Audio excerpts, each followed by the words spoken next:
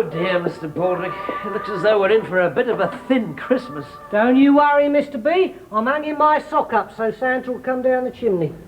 Mr. Buerk, I guarantee that if there's one thing liable to stop Santa coming down the chimney, it's your sock waiting for him at the end of it.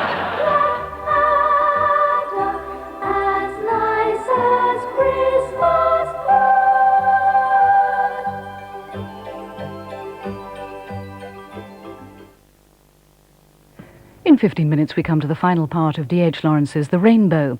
Ursula's quest for independence has taken her to college, but the ending of the Boer War means unfinished business with Anton.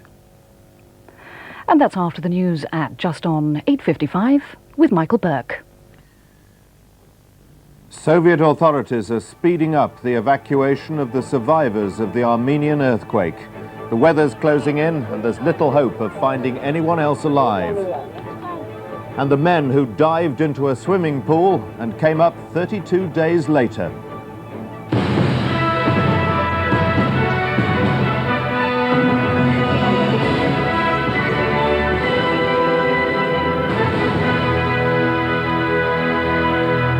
Good evening. It's snowing in Armenia tonight. The temperature is falling to 13 degrees below zero, and thousands of people who survived the earthquake are still sleeping out in the open.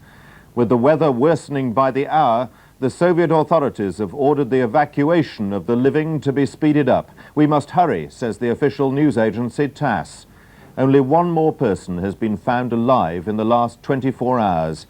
The rescuers say they're pulling out bodies now, not survivors. The rush is to get out of Leninakhan. For those who've lost their homes and all their belongings, buses will take them to Armenia's capital, Yerevan, 80 miles away. There they will seek refuge with friends or relatives. The message from the loudspeaker vans is to leave immediately. But many people are still gathered around fires, awaiting news of relatives and unwilling to go until their bodies have been recovered. This is how they are living throughout the day and throughout the night, surviving on what little bread that's available. Tents have been erected, but they are for the military. There is no shelter for those who have lost their homes. The army then are here in some strength. The roads are full of military vehicles, and they're preparing for the moment when the city can be cleared. Once the evacuation procedure has been completed, several thousand troops will move in here and begin to bulldoze most of what remains of the city. Lenin's statue may survive it all, but even buildings which withstood the vibration have been structurally damaged, and the likelihood is that they will have to be flattened before this city can be rebuilt. Today, evacuees from the disaster areas were among the worshippers at a special service in the city sacred to Armenian Christians. They lit candles and said prayers for the victims.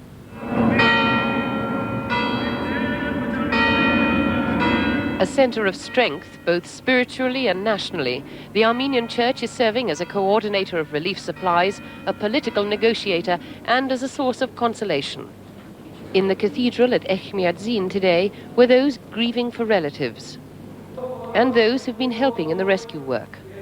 But the congregation was swollen with refugees not only from ruined towns, but from the disputed territory of Nagorno-Karabakh in neighboring Azerbaijan. Their bishop from Baku told me he'd come with 150,000 Armenians in the past few weeks into the earthquake region. Many must have died.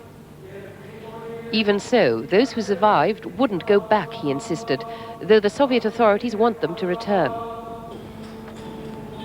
The international resources of this church and its financial power were reflected in the presence of the Lebanese Patriarch and the American Archbishop.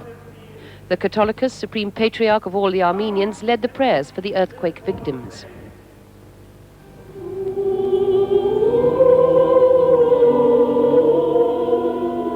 The eyes of the Armenian people, even non-believers, are on our church, he said, and we must be a united people. From another church today, Mother Teresa of Calcutta, arriving in Yerevan.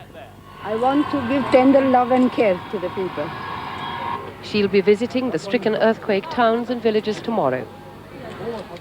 Here, the South West Water Authority is considering suing the company it says was responsible for accidentally pumping 20,000 tonnes of poisonous aluminium sulphate into its water treatment works near Camelford in Cornwall. Concern in Camelford is rising following news this weekend that the water was twice as contaminated as previously thought. Levels were 6,000 times those permitted.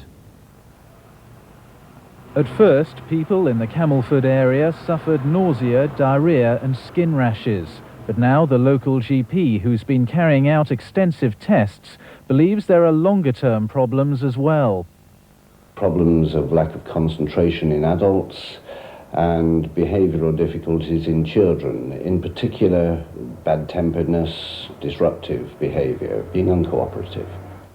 Almost 6 months on from when the water was polluted, Gina Bond says her family are now suffering constant exhaustion. Before that, we all seemed to have enough energy to keep us going, but now we seem to get tired very, very early in the evenings. We just want to sit and do nothing. Wendy Harper, who's suing the Water Authority, says she suffers from severe arthritis and loss of memory. I never used to suffer from it before, but over the past few weeks I do forget things very easily. Many people in Camelford fear the full consequences of the water pollution may not be known for years. Neil Kinnock has rejected calls for Labour to form pacts with other parties. In a television interview, he said he was irritated by party members who support the idea. Labour's failure to make progress, as shown by last week's by-election in Epping, has brought renewed calls from some of Mr Kinnock's allies for pacts with other parties. Today, the Labour leader accused those allies of insulting the electors. You can't treat the British electorate as if it was a series of regiments, where the party political generals say, at the command swing, you will vote for another party. I mean, it's ridiculous and it's an insult to the people. Calls from some shadow cabinet members for a drift to proportional representation met with a guarded response from the leader. He could only accept a version of PR that didn't give disproportionate power to smaller parties. Current forms, he said, were just not acceptable. Mr Kinnock's personal rating in the polls is low. Today, he rejected claims that he just isn't tough enough to be Prime Minister. Mrs Thatcher is seen as tough, and she keeps on saying how tough she is. My view is, which I think is a rather more grown-up view, is that if you're really tough, you don't have to keep on saying it all the time. His main appeal was aimed at party members. Do not, he said, pay attention to the self-indulgent defeatists. The cost to the government of the Salmonella egg scare will become clear tomorrow when the Agriculture Minister, John McGregor, gives details of the rescue package for poultry farmers. To date, 350 million eggs have been stockpiled because of the slump in sales, with 15 million more being added every day. Today, the Conservative MP, Sir Richard Boddy, claimed the government had evidence 7 years ago of widespread Salmonella infection in chickens. Salmonella was very pronounced in the poultry flocks that were examined, and I think this is common knowledge that if you are keeping thousands of birds in one house, or hundreds of pigs in one building, or a large number of calves in one building, then there is a risk of Salmonella bacteria spreading. The National Union of Mine Workers has narrowly voted against an overtime ban. The union called the ballot after British Coal said it would only negotiate pay with the NUM if it was the largest union at the pit. The union's white-collar section and the South Wales area voted against the ban. The NUM president, Arthur Scargill, who'd campaigned vigorously for the ban, said he was disappointed but not surprised. 28 people are reported to have been killed in Sri Lanka this weekend on the eve of the presidential elections there. Many of the dead were members of the opposition party. Soldiers and police are out in force throughout the island, trying to maintain calm. The government has threatened to execute anyone caught disrupting the voting. Asia correspondent Brian Barron reports from the capital, Colombo. Groups of soldiers and armed police are being sent to every corner of the island to protect polling stations. A state of emergency is already in force and the hours of curfew have been increased. Here in the capital, a team of election observers from Sri Lanka's South Asian neighbours have been given clearance to go where they like. They're confident they'll have enough access to detect significant vote rigging if it occurs. The presidential front-runner is Prime Minister Premadasa, the nation's #2 man for 10 years. He's offering a vague platform of prosperity and a negotiated end to the ethnic conflict threatening Sri Lanka's stability. Against him is 73-year-old Mrs. Bandaranaike, who was the world's first woman Prime Minister. Her final rally on Friday was ruined by a terrorist attack which injured 30.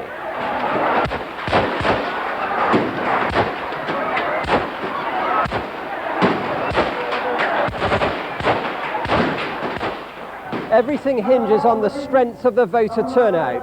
A low poll could help Prime Minister Premadasa.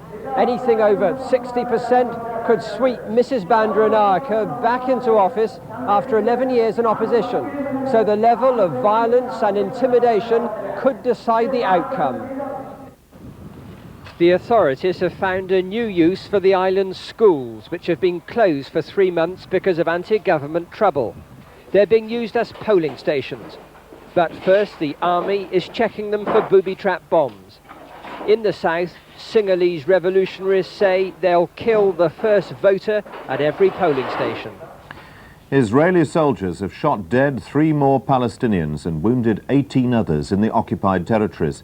It follows the killing of 5 demonstrators last week during some of the most violent incidents this year. 1 Palestinian was shot in the West Bank during an Israeli raid on a village. The other 2 were killed during clashes between soldiers and stone throwers in the Gaza Strip. The Israelis have now killed 8 Palestinians since last week's reopening of talks between the PLO and the United States. The PLO chairman, Yasser Arafat, has arrived in Egypt for a meeting with President Mubarak. Britain's junior Foreign Office Minister, William Walgrave, is also in Cairo. He's been talking to President Mubarak on the chances of a Middle East peace conference and hasn't ruled out the possibility of meetings between Mr. Arafat and the British government. The Prime Minister of Greece, Andreas Papandreou, has said that the government will resign if its 1989 budget isn't voted through tonight. His government has recently suffered a number of scandals and resignations. Mr. Papandreou said he sees the decision due within the hour as a vote of confidence. Here, 6 divers have surfaced after more than a month underwater at record depths. The 6 were in an indoor pool in Aberdeen, finding out what it's like to work a third of a mile below the surface of the water. These giant chambers have been home to the 6 divers for more than a month. Their only contact from 1,500 feet down, with voices distorted by the gases they breathe, was through television monitors in the control room. Started at 7:57. But the £1 million simulated dive wasn't done to prove that men could survive at that depth. It was designed to find out if they and their equipment could work. In the freezing cold of the water tank, the divers had to perform the sort of intricate repair work the North Sea oil industry demands of them. You'll be glad to know that you're back on surface. It took only 3 days to reach 1,500 feet, more than 3 weeks to bring the men back to the surface. Such are the dangers of the decompression sickness, the bends. We achieved everything we set out to do. We've collected a massive data on how people perform at depth, and we completed the pipeline repair task we set out to do. I'm quite sure that once we've analysed all the data, we'll be able to make some very positive contributions to the improvement of safe diving practice in deep water. Nice to get out, breathe fresh air again. Was it a tough mission for you? Yes, reasonably tough, yeah. A lot tougher than what I expected. Another dive involving several companies and countries is planned for next summer. British soldiers in Germany have been paid £500,000 compensation after being told to cancel some of their Christmas parties. The Germans had asked them to stop the celebrations as a mark of respect for 7 people who died 10 days ago in a military plane crash. The 55,000 servicemen in West Germany heard of the ban, which ended on Thursday, from the Armed Forces Minister Archie Hamilton on Forces Television. And they've now been told the cost of cancelling the parties will be paid by the Ministry of Defence. A spokesman said Mr. Hamilton was aware of the sacrifices made by servicemen and the money would cover cancellation charges for premises and entertainments. And tonight's main news again. hopes are fading of finding any more survivors of the Armenian earthquake. And as the weather worsens, the Soviet authorities are speeding up the evacuation of survivors. From the BBC Newsroom, good night.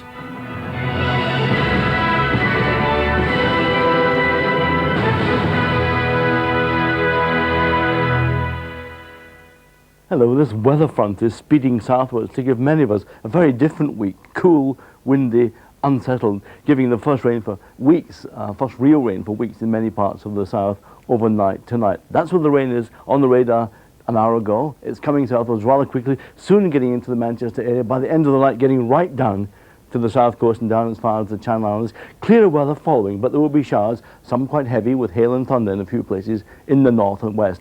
With a lot of wind about, there won't be any frost anywhere, but a cool night, 4 Celsius, 39 degrees Fahrenheit. In the morning, southern counties of England and Wales dull with rain at times. Gradually, though, during the morning, drier weather spreading down across most parts, except the far southwest, except perhaps parts of southwest England too. The rest of Britain, quite bright, some sunshine, the best of it in eastern Scotland and eastern England, but showers in many places as well, although the showers tending to die out from the west as we go through the day. Another windy day, doesn't look bad, 10 Celsius in the south, but that's 50 Fahrenheit, and there is that wind, so it will feel quite cold, and it will actually be quite cold in the north. 7 Celsius is just 45 degrees Fahrenheit, and the outlook windy and unsettled and rather cool. There's a summary of tomorrow's weather. Good night.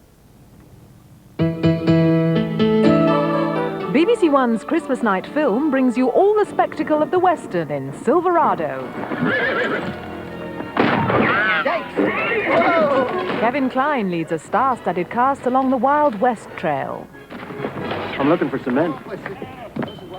I'm giving that up.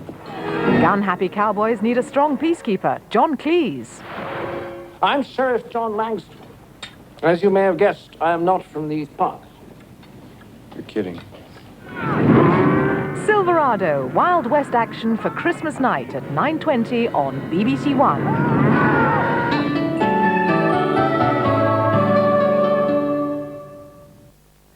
In an hour's time, Santa Claus is coming to town, as the Crystals would say, that genial, portly figure who lives at the North Pole and passes his time abseiling down chimneys and rifling through people's stockings at dead of night. But he began life as a bishop in Asia Minor, as Every Man reveals in the first of a brand new series at 10:10.